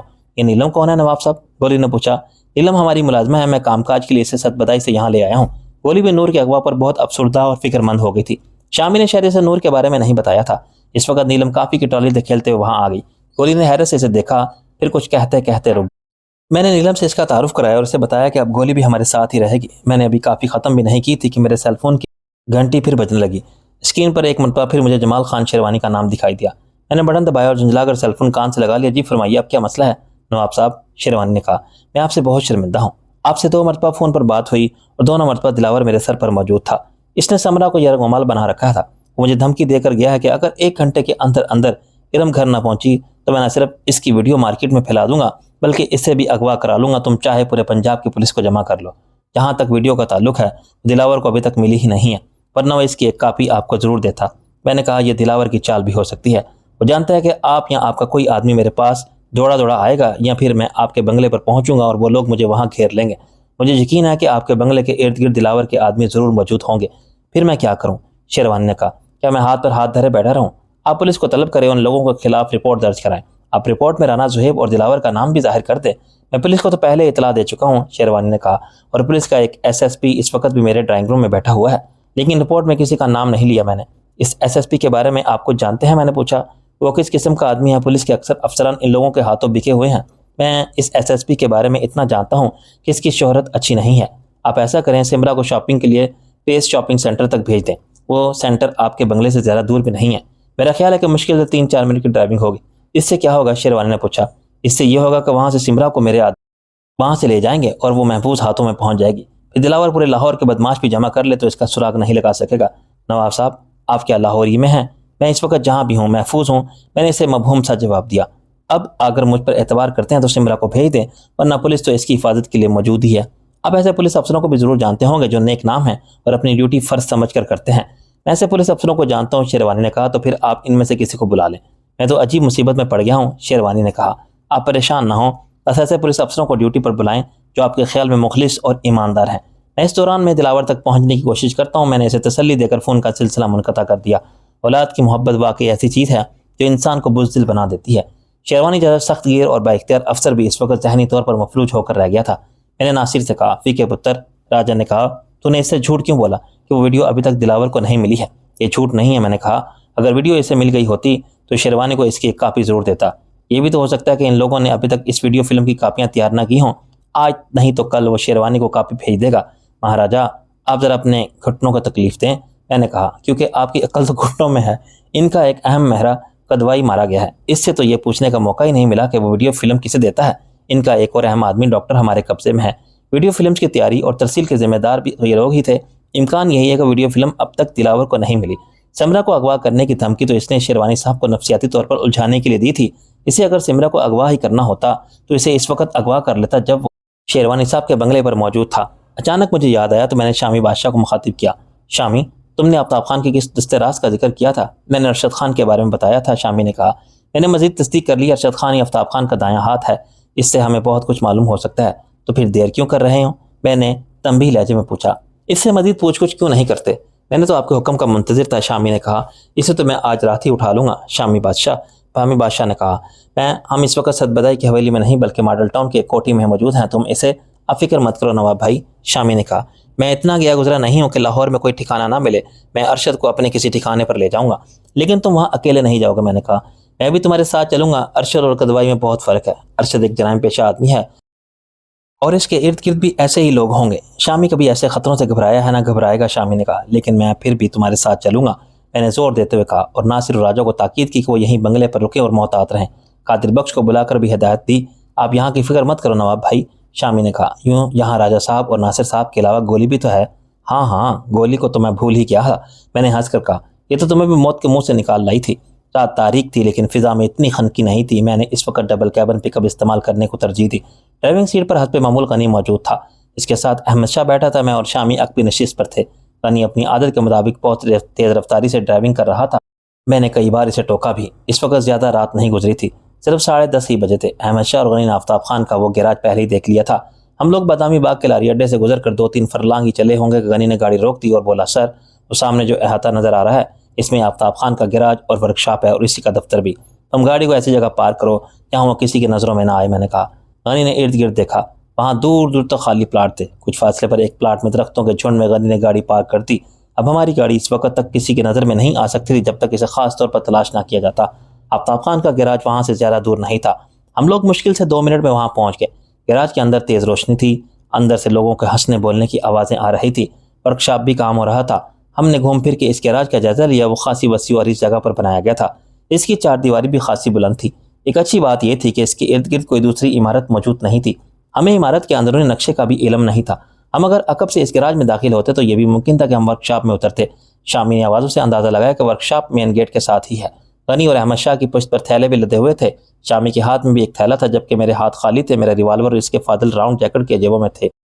شامی نے ایک جگہ رک کر کہا، ہمیں یہاں سے باؤنڈری وال پھلانگ کر اندر داخل ہونا چاہیے۔ اس نے دیوار سے کان لگانے کے بعد کہا، اس طرف بالکل سناٹا ہے۔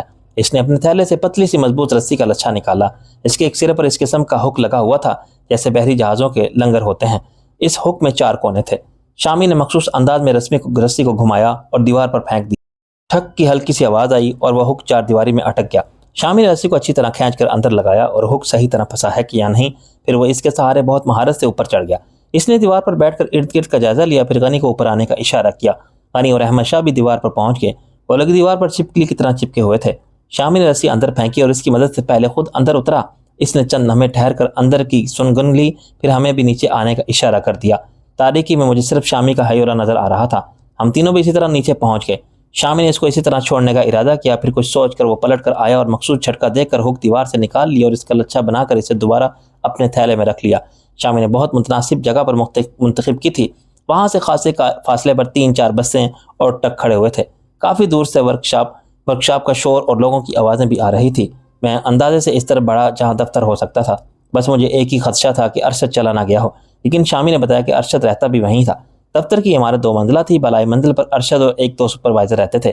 ہم کچھ آگے ہی بڑھ رہے تھے کہ ہمیں کسی کے قدموں کی چاپ سنائی دی، ہم لوگ پھرتی سے زمین پر لیٹ گئے، وہاں تو خود و جھاڑیاں بھی اتنی نہیں تھے کہ وہ ہمیں چھپا لیتی۔ وہ آدمی اپنی ہی دھن میں گنگناتے ہوئے ہماری ہی طرف آ رہا تھا، وہ اگر غور سے زمین کی طرف دیکھ لیتا تو ہم لوگ فوراً اس کی نظر میں آ جاتے۔ وہ کچھ نزدیک آیا تو اچانک اس کی نظر ہم پر پڑ گئی، وہ ٹھٹک کر رک گیا اور ٹپٹ کر بولا، کون ہوئے تم لوگ؟ مسافر ہیں سائیں، شامی نے کہا اور اچانک اٹھ کھڑا ہوا۔ مسافر ہو؟ اس نے حیرت سے پوچھا۔ اتنی دیر میں احمد شاہ چپکلی کی طرح رنگتے ہوئے اس کے نزدیک پہنچ چکا تھا۔ ہاں بھائی، ہم لوگ مسافر ہیں، شامی نے کہا، ہماری بس خراب ہو گئی ہے تو ہم ادھر آ گئے۔ کون سی بس؟ تم لوگ تو… اس کا جملہ ادھورا رہ گیا کیونکہ احمد شاہ نے اچھل کر اسے دبوچ لیا تھا۔ دوسرے ہی لمحے وہ اور احمد شاہ دونوں زمین پر تھے، احمد شاہ کا ایک ہاتھ مضبوطی جس کے منہ پر پڑا ہوا تھا، اگر حلق سے آواز نکالی تو ذبح کر دوں گا۔ شامی نے نہ جانے کہاں سے ایک خنجر برآمد کرتے ہوئے کہا اور خنجر اس کی گردن پر رکھ دیا۔ احمد شاہ نے اس کے منہ سے ہاتھ ہٹا دیا، وہ گہرے گہرے سانس لینے لگا۔ مینیجر کا دفتر کس طرف ہے؟ شامی نے سرگوشی میں پوچھا۔ اس طرف، اس نے ہاتھ سے اشارہ کیا اور سیدھے جا کر بائیں ہاتھ پر۔ گھومے گے تو تمہیں دفتر نظر آ جائے گا۔ وہاں اس وقت کتنے آدمی ہیں؟ شامی نے پوچھا۔ دفتر کے باہر ایک چوکیدار ہے اور اندر ارشد صاحب کے علاوہ ایک چپراسی ہے، اس آدمی نے سہمے ہوئے لہجے میں جواب دیا۔ چوکیدار کے پاس کوئی بندوق وغیرہ ہے؟ شامی نے پوچھا۔ ہاں، اس کے پاس ایک رائفل ہے، اس نے جواب دیا۔ شامی نے احمد شاہ کو اشارہ کیا شامی نے اس کی کنی پٹی پر ایک زوردار ہاتھ مارا تو اس کی گردن ایک طرف ڈھلک گئی۔ اسے سائڈ میں ڈال کر ہم لوگ اس سے مت بڑھے اور اس نے اشارہ کیا تھا، ادھر اس نے اشارہ کیا تھا۔ دائیں طرف گھومتے ہی ہمیں دفتر کی عمارت نظر آ گئی۔ اس کے سامنے اور ارد گرد کیاریاں تھیں، لیکن وہ ایسی نہیں تھی کہ ہم ان میں چھپ سکتے۔ ہم کچھ دور آگے بڑھتے تو چوکیدار کی نظروں میں آ جاتے۔ وہ مسلح تھا اور فائر بھی کر سکتا تھا۔ اس کی فائرنگ سے ہم سے کوئی زخمی یا ہلاک تو ہوتا ہی، ارشد اور اس کی ورکشاپ میں کام کرنے والے ہوشیار ہو جاتے۔ میں نے چند لمحے اس صورتحال پر غور کیا، پھر شامی سے سرگوشی میں کہا، ہم دفتر کے عقب میں تو جا سکتے ہیں؟ ہاں نواب بھائی، میں بھی یہی سوچ رہا تھا۔ وہ احاطہ دور دور تک ویران تھا۔ ہم نے ایک لمبا چکر کاٹا اور دفتر کے عقب میں پہنچ گئے۔ بلائی منزل کی ایک کھڑکی کھلی ہوئی تھی جس سے روشنی باہر آ رہی تھی۔ ہم لوگ زمین پر پیٹ کے بل کھسکتے ہوئے آگے بڑھے۔ جلد ہی مجھے چوکیدار نظر آ گیا۔ وہ اپنی رائفل کندھے سے لٹکائے ایک کرسی پر ڈھیلے ڈھالے انداز میں بیٹھا تھا۔ مشکل یہ تھی کہ اس کا رخ ہماری طرف تھا۔ شامی نے مٹی کا ایک ڈھیلا اٹھایا اور اسے چوکیدار کی طرف اچھال دیا۔ مٹی کا وہ ڈھیلا اس سے چند قدم کے فاصلے پر گرا۔ وہ چونک کر ارد گرد دیکھنے لگا۔ ہم لوگ دفتر کی عقبی دیوار کے ساتھ بالکل چپک کر کھڑے ہو گئے۔ میں نے دیوار کی اوٹ سے جھانک کر دیکھا۔ چوکیدار اب کھڑا ہو گیا تھا اور حیرت سے ارد گرد دیکھ رہا تھا۔ پھر وہ ٹہلتا ہوا چوکنا انداز میں اس طرف بڑھا جدھر ہم چھپے ہوئے تھے۔ وہ جوں ہی میرے نزدیک آیا، میں نے اچھل کر اسے پکڑ لیا اور ایک ہی وار میں اسے ناک آؤٹ کر دیا۔ اس بیچارے کو مار کیوں دیا؟ شامی نے کہا۔ یہ والا نہیں، صرف بے ہوش ہے۔ میں نے کہا، نواب بھائی، میں نے اتنا خون خرابہ کیا ہے کہ میں صرف آواز سن کر بتا سکتا ہوں کہ بندہ مر گیا ہے یا زندہ ہے۔ مجھے بہت ہلکی سی چٹ کی آواز سنائی دی تھی۔ اس کی گردن ٹوٹ چکی ہے۔ میں نے جھک کر اس کا جائزہ لیا۔ وہ بیچارہ واقعی مر چکا تھا۔ اس کی موت پر مجھے افسوس ہوا۔ کسی بھی بے گناہ انسان کی موت واقعی افسوس کا مقام ہے۔ شامی نے اس کی لاش کو گھسیٹ کر دفتر کی عقبی دیوار کے ساتھ ڈال دیا اور ہم لوگ محتاط انداز میں دفتر کی طرف بڑھے۔ اچانک چپراسی ٹائپ ایک شخص ہمارے سامنے آ گیا اور بولا، کون ہو تم لوگ؟ یہاں کیا کر رہے ہو؟ ہمیں ارشد صاحب سے ملنا ہے، شامی نے کہا۔ کہنا گجرانوالہ سے سکندر آیا ہے۔ اچھا، آپ ٹھہرے، میں صاحب کو اطلاع دیتا ہوں، چپراسی نے کہا اور اندر کی طرف بڑھ گیا۔ اس کے جاتے شامی نے ہمیں بھی چلنے کا اشارہ کیا۔ پھر اس نے غنی اور احمد شاہ کو وہیں رکنے کو کہا اور پھر ہمیں ساتھ لے کر چپراسی کے پیچھے پیچھے خود بھی کمرے میں داخل ہو گیا۔ چپراسی اس سے کچھ کہنے ہی والا تھا کہ اچانک سامنے بیٹھے ہوئے شخص کی نظر ہم پر پڑی۔ وہ چونک کر بولا، کون ہو تم لوگ اور یہاں کیا کر رہے ہو؟ جناب علی، میں ڈرائیور ہوں، مجھے 15 سال ڈرائیونگ کا تجربہ ہے۔ آج کل بے روزگار ہوں، مجھے اگر آپ کی کمپنی میں ملازمت دے دیں تو آپ کی بہت مہربانی ہوگی۔ تمہارا ڈرائیونگ لائسنس کہاں ہے اور وہ کتنا پرانا ہے؟ ارشد نے کہا، ڈرائیونگ کا تجربہ تو وہی مانا جائے گا جتنا پرانا لائسنس ہوگا۔ میں نے اس درمیان اس شخص کا ٹھیک ٹھاک جائزہ لے لیا تھا۔ وہ خاصا تندرست اور توانا شخص تھا اور ہاتھ پیر کا بھی مضبوط تھا۔ ڈرائیونگ لائسنس میرے پاس ہے جناب علی، شامی نے کہا۔ یہ کون ہے؟ ارشد نے میری طرف اشارہ کیا۔ یہ میرا بھائی ہے، اس نے جواب دیا۔ یہ بھی ٹرک پر میرے ساتھ کلینر تھا۔ اگر اسے بھی کوئی چھوٹی موٹی ملازمت مل جائے تو تھیلے تم اپنی ملازمت کا بندوبست تو کر لو۔ ارشد مسکرایا۔ اپنا ڈرائیونگ لائسنس دکھاؤ۔ شامی نے جیب میں ہاتھ ڈالا اور اچانک ریوالور نکال لیا۔ ارشد نے حیرت سے شامی کو دیکھا، پھر اس نے دراز کی طرف ہاتھ بڑھایا تو شامی انتہائی درست لہجے میں بولا، نہیں، تم اپنی جگہ سے حرکت بھی نہیں کرو گے ورنہ میں کھوپڑی اڑا دوں گا۔ میرا ریوالور بے آواز چلتا ہے۔ چپراسی نے دہشت زدہ ہو کر وہاں سے بھاگنے کی کوشش کی، لیکن میں نے ایک ہی تھپڑ میں اسے زمین بوس کر دیا۔ دوسرے ہی لمحے میں نے بھی ریوالور نکال لیا اور جھک کر چپراسی کے سر پر اس کے دستے سے وار کیا۔ پھر میں گھوم کر ارشد کی طرف چلا گیا اور اس سے کہا، اپنے دونوں ہاتھ سر پر رکھو اور کھڑے ہو جاؤ۔ تم لوگ ہو کون اور کیا چاہتے ہو؟ وہ بھنا کر بولا۔ وہ آدمی جیدار تھا، ورنہ دو ریوالورز کی زد میں تو اچھوں کی گھگی بن جاتی ہے۔ میں نے اسے گریبان سے پکڑا اور کھڑا کر لیا اور ریوالور کی نال اس کی کنپٹی پر رکھ دی۔ میں نے جو کہا، کیا تو نے وہ سنا نہیں؟ میں نے درست لہجے میں کہا۔ ارشد نے دونوں ہاتھ سر پر رکھ لیے۔ میں نے اسے کھینچ کر ایک طرف دھکیل دیا۔ شامی نے انتہائی مہارت سے پہلے ارشد کی تلاشی لی، پھر اس کی دراز کی تلاشی لی تو سب سے اوپر والی دراز میں اسے ریوالور نظر آ گیا۔ اس نے ریوالور نکال کر اپنی جیب میں رکھ لیا۔ جیب میں ڈالا۔ تم لوگ آخر ہو کون؟ ارشد نے پوچھا۔ ہم موت کے فرشتے ہیں، میں نے کہا، اور تیرا کام تمام کرنے آئے ہیں، لیکن اگر چاہے تو بچ بھی سکتا ہے۔ آفتاب خان نے جو بریف کیس وکیل کے ہاتھ بھجوایا تھا وہ کہاں ہے؟ شامی نے اچانک پوچھا۔ ارشد نے چونک کر ہمیں دیکھا، پھر ہونٹوں پر زبان پھیر کر بولا، آفتاب خان نے مجھے کوئی بریف کیس نہیں بھجوایا۔ شامی، میں نے کہا، تم اپنا کام کرو، اس سے ختم کر دو، ہم آفتاب خان سے بعد میں نپٹ لیں گے۔ شامی نے اچانک وہی خنجر نکال لیا جو پہلے بھی مجھے اس کے ہاتھ میں نظر آیا تھا۔ اس نے آگے بڑھ کر ارشد کی ناک پر گھٹنے سے وار کیا۔ وہ تکلیف کی شدت سے دہرا ہوا تو شامی نے اس کے پیٹ پر ایک گھونسا رسید کر دیا۔ وہ اوندھے منہ گر پڑا۔ شامی اس کے پشت پر بیٹھ گیا اور اس کا ایک کان پکڑ کر بولا، جلدی بول ورنہ میں تیرا کان کاٹ دوں گا۔ میں نہیں جانتا کہ تم کس بریف کیس کی بات کر رہے ہو، ارشد نے ٹھٹائی سے کہا۔ شامی نے اس کی گردن کی پشت پر خنجر سے ہلکا سا چرکا لگایا، اور میں نے بھی اسے صرف اپنے خنجر کی دھار آزمائی ہے، بول ورنہ ایک ایک کر کے تیرے کان اور ناک کاٹ دوں گا۔ میں نے کہا نا کہ شامی نے اچانک اس کا ایک کان کاٹ دیا۔ اس نے دوسرا ہاتھ ارشد کے منہ پر جما دیا تھا تاکہ اس کی چیخ نکلے تو حلق میں ہی گھٹ کر رہ جائے۔ وہ بری طرح اپنا سر جھٹکنے لگا۔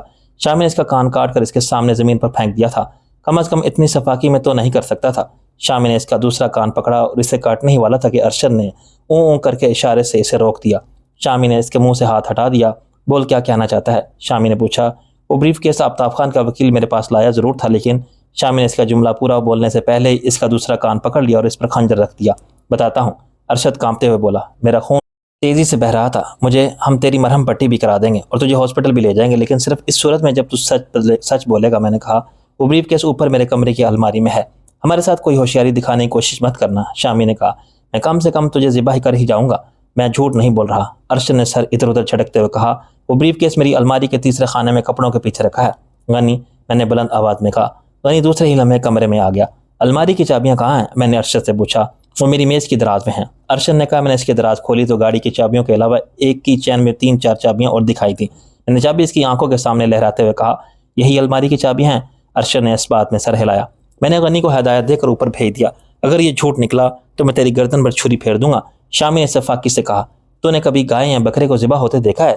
شامی نے استہزائیہ لہجے میں کہا، ضرور دیکھا ہوگا، لیکن کبھی انسان کو ذبح ہوتے نہیں دیکھا۔ لیکن افسوس یہ ہے کہ تو اب بھی نہیں دیکھ سکے گا۔ مجھے دھمکیاں مت دو، ارشد نے کہا۔ میں موت سے نہیں ڈرتا، میں تو خود آفتاب خان سے نفرت کرتا ہوں۔ میں منشیات کی اسمگلنگ کرتا ہوں، آفتاب خان میرا پارٹنر ہے۔ ہمارے دھندے میں بے ایمانی بہت ایمانداری سے کی جاتی ہے، لیکن آفتاب خان تو یہاں بھی بے ایمانی کرتا ہے۔ میں کافی دن سے یہ بات نوٹ کر رہا ہوں کہ وہ میرے حصے کی پوری رقم مجھے نہیں دیتا۔ اگر تجھے آفتاب خان سے اتنی ہی نفرت ہے تو اپنا کان کیوں کٹوایا؟ میں نے درست لہجے میں کہا۔ میں آفتاب خان سے اس بریف کیس کا سودا خود کرنا چاہتا تھا۔ تجھے معلوم ہے کہ اس بریف کیس میں کیا ہے؟ میں نے پوچھا۔ 2 دن پہلے تک معلوم نہیں تھا، پھر مجھے خیال آیا کہ جب آفتاب خان میرے ساتھ بے ایمانی کر رہا ہے تو میں اس کے ساتھ رعایت کیوں کروں؟ میں نے وہ بریف کیس کھول لیا۔ اس میں کچھ فائلیں اور بہت سی DVDs تھی۔ میں نے ایک DVDs چلا کر دیکھی تھی۔ مجھے اندازہ ہو گیا تھا کہ یہ بریف کیس آفتاب خان کے لیے کتنا اہم ہے۔ مجھے اندازہ نہیں تھا کہ وہ یہ گھنونا کام بھی کرتا ہے۔ ان فائلوں میں کیا ہے؟ مجھے انگریزی نہیں آتی، ورنہ میں وہ فائلیں بھی ضرور پڑھتا۔ اسی وقت غنی واپس آ گیا۔ اس کے ہاتھ میں خاصا بڑا بریف کیس تھا، بلکہ اسے چھوٹا موٹا سوٹ کیس بھی کہا جا سکتا تھا۔ میں نے وہ بریف کیس کھول کر دیکھا، وہ DVDs سے بھرا ہوا تھا۔ ہر DVD پر اس لڑکی یا لڑکے کا نام لکھا تھا جنہیں بلیک میل کیا جاتا ہوگا۔ اب ایک بات اور بتا دو، میں نے ارشد سے کہا، پہلے میرا خون روکنے کا کوئی بندوبست تو کرو، ورنہ میں مر جاؤں گا۔ میں نے کہا نا کہ ہم سب کچھ کریں گے، لیکن اپنے سوالات کا جواب لینے کے بعد یہ اب کیا پوچھنا ہے؟ ارشد نے جھنجھلا کر کہا۔ کدوائی نے جو ویڈیو فلم تمہیں پہنچائی تھی وہ کہاں ہے؟ ارشد چونک کر بولا۔ کدوائی سے تمہارا کیا تعلق ہے؟ میرے تعلق کو چھوڑو، میں نے کہا۔ تم یہ بتاؤ کہ وہ ویڈیو فلم کہاں ہے؟ کدوائی تو سیدھا سادہ بندہ ہے، ارشد نے کہا۔ اس کا تو آفتاب خان سے بھی کوئی خاص تعلق بھی نہیں تھا۔ وہ پارٹی کا پرجوش کارکن تھا، اس لیے کبھی کبھار آفتاب خان سے مل لیتا تھا۔ اس کا ایک ہی شوق تھا، وہ مووی کیمرے سے بہت بہترین ویڈیو بناتا تھا، پھر کچھ پیسے لے کر اسے ایک نجی TV چینل کو فروخت کر دیتا تھا۔ وہ ویڈیو کہاں ہے جو کدوائی نے تمہیں دی تھی؟ شامی نے ایک مرتبہ پھر اس کے بال مضبوطی سے پکڑ لی۔ وہ ابھی تک اوندھے منہ زمین پر پڑا تھا اور شامی اس کی پشت پر سوار تھا۔ وہ بھی میں نے اسی دراز میں رکھی تھی جس میں بریف کیس تھا، لیکن وہ بے ضرر سی ویڈیو فلم ہوگی، تمہیں اس سے کیا ملے گا؟ اور جب کدوائی کی موت کی اطلاع ملی تو میں نے سوچا تھا کہ میں یہ ویڈیو اس کے گھر پہنچا دوں گا۔ میں نے غنی کو ایک مرتبہ پھر اشارہ کیا کہ اوپر جا کر ارشد کی الماری سے وہ ویڈیو بھی لے آئے۔ تھوڑی دیر بعد غنی واپس آیا، اس کے ہاتھ میں ایک DVD تھی۔ اس DVD میں میری فلم کے علاوہ مزید فلمیں بھی ہو سکتی تھیں۔ اب تو مجھے چھوڑ دو، ارشد کرہ کر نہیں آواز میں بولا۔ اس کا خون تیزی سے ضائع ہو رہا تھا اور لگ رہا تھا کہ اگر مزید وہ کچھ دیر اسی حالت میں رہا تو مر جائے گا۔ ایک آخری سوال، میں نے کہا، لڑکی نور کہاں ہے جسے آفتاب خان نے اغوا کیا ہے؟ میں اس کے بارے میں کچھ نہیں جانتا، ارشد نے دانت بھینچ کر کہا۔ لگتا ہے تم نے مرنے کا فیصلہ کر لیا ہے، میں نے کہا۔ مجھے مارنا چاہتے ہو تو مار دو، اس نے کہا۔ اب میں تم سے زندگی کی بھیک نہیں مانگوں گا۔ آفتاب خان لڑکیوں کو اغوا کر کے کہاں رکھتا ہے؟ میں نے پوچھا۔ وہ لڑکیاں بھی اغوا کرتا ہے؟ میں نے یہ تو سنا تھا، لیکن مجھے یقین نہیں تھا، ارشد نے کہا۔ میں شروع ہی سے قتل اور اغوا کا مخالف ہوں اور اس لیے آفتاب خان اس سلسلے میں مجھے اعتماد میں نہیں لیتا۔ تم پھر جھوٹ بول رہے ہو، شامی نے کہا اور دوسرا کان پکڑ لیا۔ اب تم چاہتے ہو میرے جسم کے ٹکڑے کر دو، مجھے کچھ معلوم نہیں ہے، تمہیں کیا بتاؤں گا؟ ارشد کر رہ کر بولا۔ میں آخری دفعہ پوچھ رہا ہوں، شامی نے کہا اور اچانک اسے سیدھا کر دیا۔ اس کا چہرہ خون میں لتھڑا ہوا تھا، کان سے بہنے والا خون اس کے چہرے اور گردن میں پھیل گیا تھا اور فرش پر جم گیا تھا۔ شامی نے اس کے دونوں ہاتھ اپنے گھٹنوں کے نیچے دبائے اور ایک ہاتھ سے اس کی تھوڑی پکڑ کر اوپر اٹھائی اور بولا، اب میں تمہیں ذبح کر ہی دوں گا۔ اس نے اپنا خنجر ارشد کے گلے پر رکھ دیا۔ اگر آخری وقت میں کلمہ پڑھنا چاہتے ہو تو پڑھ لو، میں نے زندگی بھر برے کام کیے ہیں، باقی وقت میں کلمہ پڑھ کے کون سا میں جنت میں چلا جاؤں گا، تم اپنا کام کرو۔ یہ کہہ کر اس نے اپنی آنکھیں بند کر لیں اور ہونٹ سختی سے بھینچ لیے۔ شامی اس کے گلے پر اپنا خنجر پھیرنے ہی والا تھا کہ میں نے اسے روک لیا۔ مجھے اس وقت ارشد کے لہجے میں سچائی کی جھلک محسوس ہو رہی تھی۔ شامی نے ارشد کو چھوڑا تو اس سے آنکھیں کھولی اور حیرت سے مجھے دیکھا۔ اس کا چہرہ ہلدی کی طرح زرد پڑ گیا تھا۔ چلو اسے ہاسپٹل لے چلو، میں نے کہا۔ اب کوئی فائدہ نہیں ہے، ارشد مایوسی سے بولا۔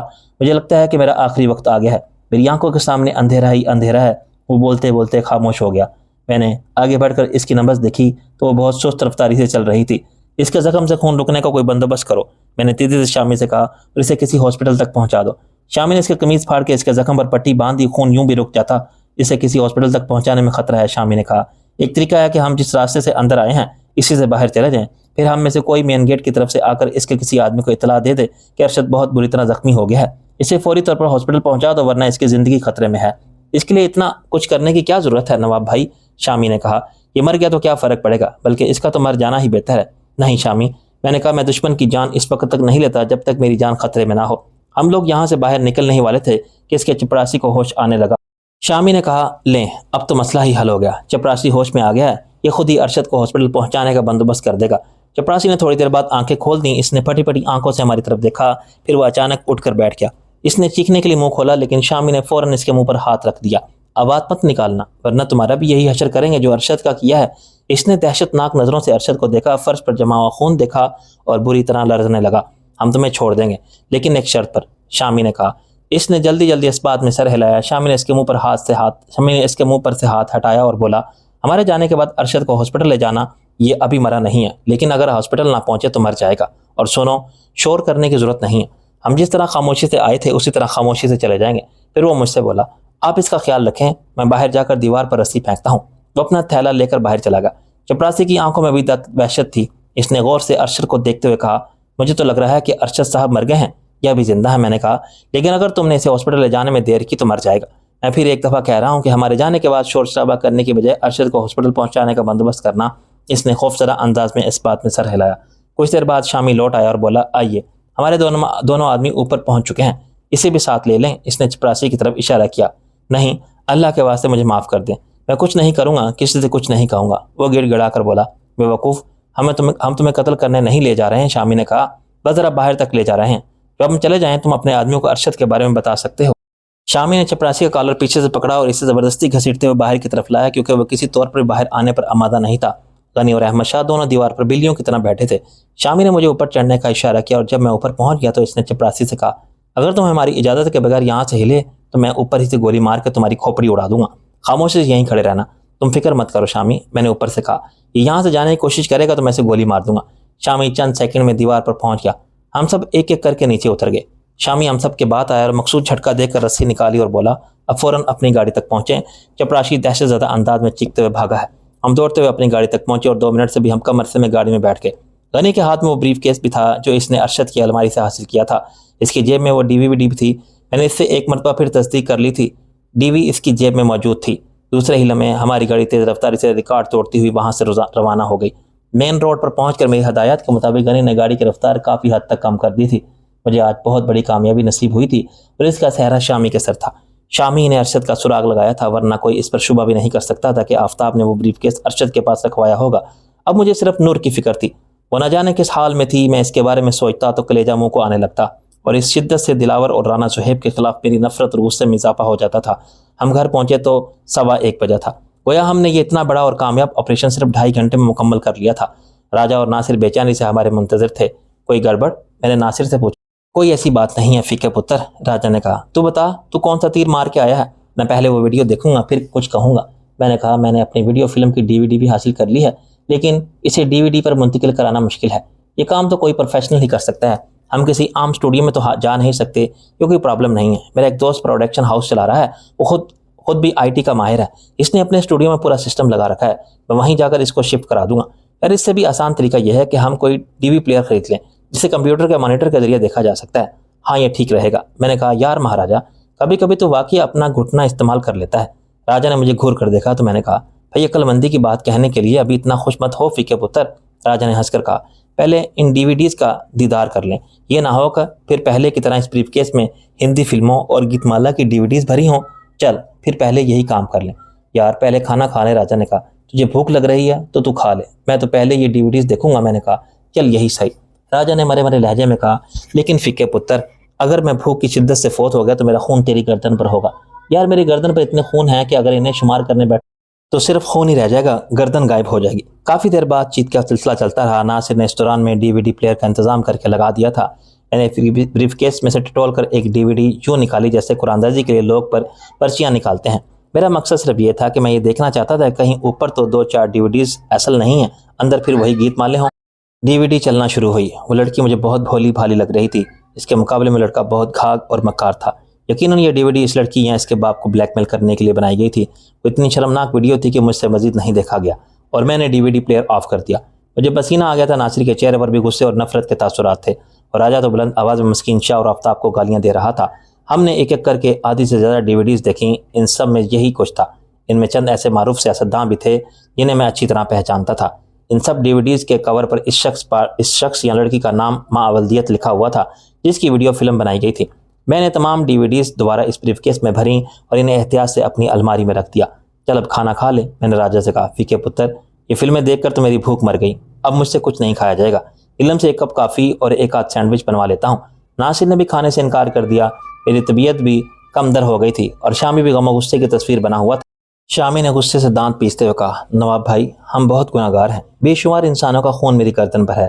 میں نے نہ جانے کتنے ڈاکے ڈالے ہیں، کتنے لوگوں کو لوٹا ہے، لیکن ایسی بے غیرتی کا کام کبھی نہیں کیا۔